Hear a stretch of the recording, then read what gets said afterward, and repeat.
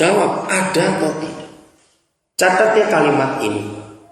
Setelah saya teliti perjanjian baru, ternyata 70% yang gereja sekarang lakukan itu tidak ada di Alkitab.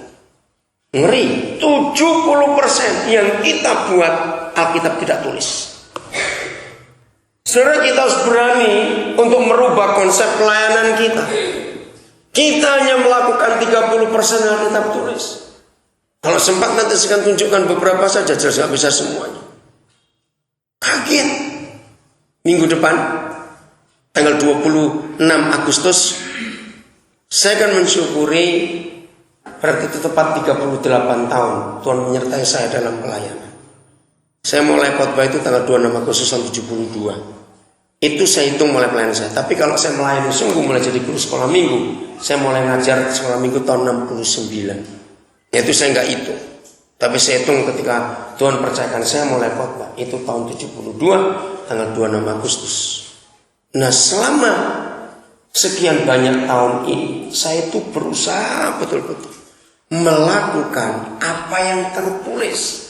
Saya akan tegas kepada diri saya sendiri untuk tidak melakukan apa yang tidak tertulis. Walaupun yang tidak tertulis ini dilakukan oleh mayoritas teman-teman saya hamba Tuhan atau gereja.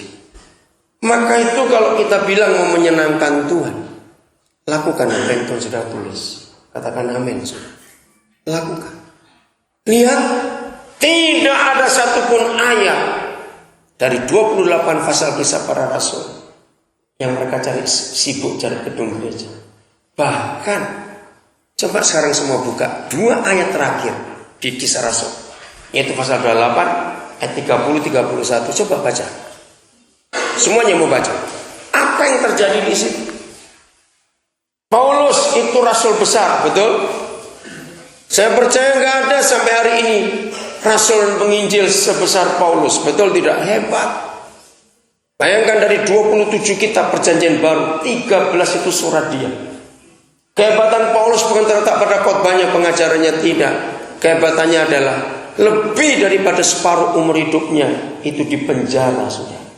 Dan di dalam penjara itu lahirlah firman yang kita miliki sampai hari ini. Betul, saudara tahu? 70 sekian persen dari 13 kitab itu ditulis Paulus di penjara. Gak masuk akal. Ini itu hebatnya. Maka itu saya gak suka kalau dengar pendeta cerita, oh saya keluar negeri, saya nginep di hotel ini, begini pelayanan saya. Pembohong semuanya.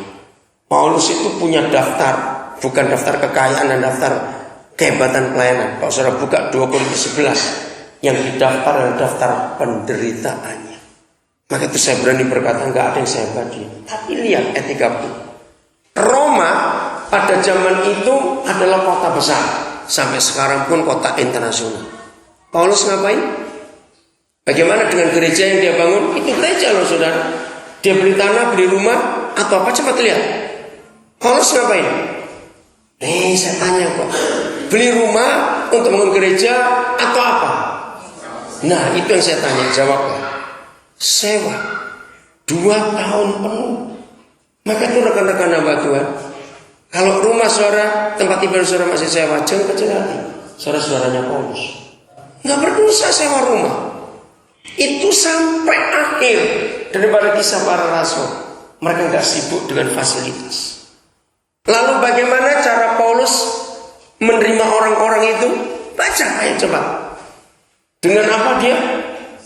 Terus terang dan, nah itu yang nggak dimiliki oleh gereja zaman sekarang. Masih ingat yang tadi malam hadir? Siapa nama pegawai hotel itu? Rizky. Tanya semua kami. Saya satu kamar 5 orang. Tanya jam 11 lewat 20 menit. Rizky telepon ke kamar saya. Karena saya bilang kalau kamu selesai kerja jam 11, Bapak tunggu. Saya ngomong dengan dia sampai hampir jam 12. Terbuka sekali anak ini, sudah. Dan hari ini saya janji ketemu dia sebelum dia kerja. Saya kalau ketemu orang yang Tuhan sudah buka pintu untuk Injil, saya ragus. Saya akan kejar orang ini. Maka itu gereja Tuhan. Pertanyaan yang penting buat diri kita adalah, bukan kapan kamu khotbah terakhir, bukan. pertanyaan yang terpenting, karena misi adalah harga mati. Kapan terakhir kali kita berinteraksi dengan seorang yang belum tahu siapa Yesus? Catat, nilai daripada kekristenan kita bukan terletak berapa banyak kita khotbah, berapa jauh kita melayani, berapa banyak yang kita doakan. Tidak. Catat ya, saya minta semua mengerti. Nilainya adalah kapan terakhir kali kita berinteraksi dengan orang yang belum percaya Yesus. Kalau orang tanya sama saya, kemarin malam atau berapa jam yang lalu, karena sebelum jam 12 dia pulang. Miliki hati itu sudah rakus, tidak mengkristen. Saya kenalkan pada Rizky saya pendeta. Nenek moyang kita sama, Nabi Ibrahim, cuma kita lain ibu. Saya ngomong apa adanya. Dan jangan takut, saya selalu mulai dengan, saya gak akan mempengaruhi kamu untuk beda agama. Saya yakin kan, sehingga orang itu gak takut kalau ketemu kita. Kenalkan dulu siapa kita.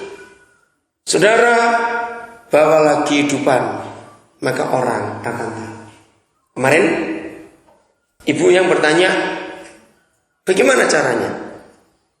Apa yang saya bisa masuk ke Rizky tadi malam?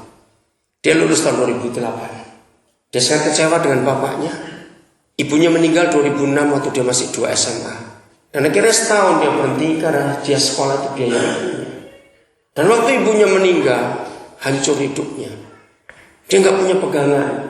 Bapaknya punya istri cukup banyak. Dalam keadaan seperti itu kakak sepupunya yang jadi dosen di Unsri yang membiayai dia kelanjutan lulus. Saudara, saya cuma memberi harapan kepada dia. Dia itu pengen kuliah, tapi nggak pernah bisa. Saya tanya, gajimu berapa di hotel? Dia bisa cerita semuanya.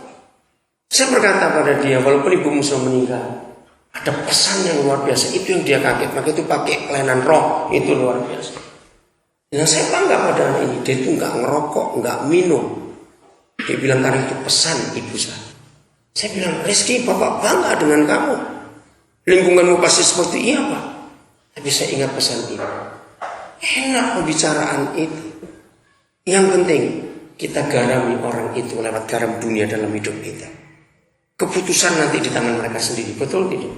Kita hanya menuntut. Oke, saya lanjutkan. Jadi yang kurang dari gereja sekarang ini adalah 2 sikap penting yang dimiliki Paulus. Dengan apa? Loh, lanjutkan. Dengan apa dia menerima seorang? Dengan berterus terang dan berani hati. Miliki sikap itu. Oke, yang kedua dalam Kisah Rasul. Mereka dalam penginjilan itu sebetulnya perlu nggak transportasi?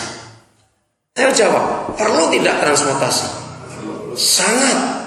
Semua mereka harus pergi. Walaupun zaman itu transport hanya 3. Yang paling mewah kapal laut, kedua kereta atau kuda atau unta. Betul? Yang ketiga jalan kaki. Nah, walaupun jalan kaki, perlu biaya enggak? Saya jawab, walaupun jalan kaki perlu biaya tidak? Jelas perlu. Nah, itu yang luar biasa. Pernahkah kita menemukan secuil saja kata ini ya dalam Kisah Rasul yang 28 pasal itu, maka Petrus atau Paulus atau Yakobus atau Yohanes atau tim yang lain itu bicara. Masa sih kita akan begini terus? Masa kita nggak mikir beli kuda atau beli unta? Ada nggak ayat yang bicara soal itu? Nggak ada, saudara. Maka itu kalau kita ingin jadi jemaat yang misioner, buang jauh-jauh tentang fasilitas hidup. 28 pasal Kisah Para Rasul. Catat ini baik-baik. 100% konsentrasi gereja mula-mula adalah kepada orang, bukan kepada barang. Berapa banyak penginjil kurang ajar sekarang ini? Belum berangkat minta motor dulu. Saya tonjok kalau saya ketemu penginjil model begitu. Serius saya berkata, jemaat baru 4 ekor sudah cari dana buat beli tanah. Otaknya di mana itu pendeta? Maaf saya berkata kasar ini, karena itu nggak ditulis.